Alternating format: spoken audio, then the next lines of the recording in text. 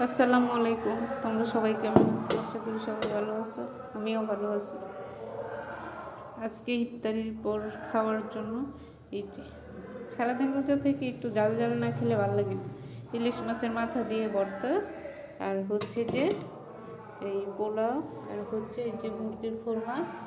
ওই যে দেখতে পাচ্ছ যে এই দুটো হচ্ছে ডিম মুরগির পেটে ছিল, আর হচ্ছে যে চিচিঙ্গা ভাজি ডিম দিয়ে, আর হচ্ছে সালাদ, এগুলো সব রেডি করে রাখছি। আর অল্প কয়েকটা রুটি বানিয়ে রাখছি, কারণ আমি প্রতিদিন রান্না করতে পারি না তাই। আর হচ্ছে যে এখানে এই যে আজকে ইফতারি খাবো বাসায়, এই যে বাসায় আছি তাই। আর না হলে সবসময় কিনেই খাই। তো এগুলোই আজকে আমার রান্না। আগেই করে রাখছি, পরে গরম দিয়ে খাওয়া যাবে। এখন গোসল করব, নামাজের সময় হয়ে যায়।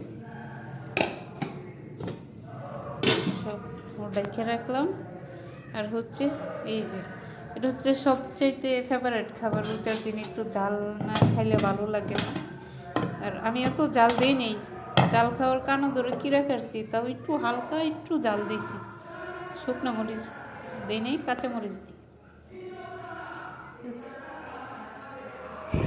আচ্ছা, এখন গোসল করতে যাব।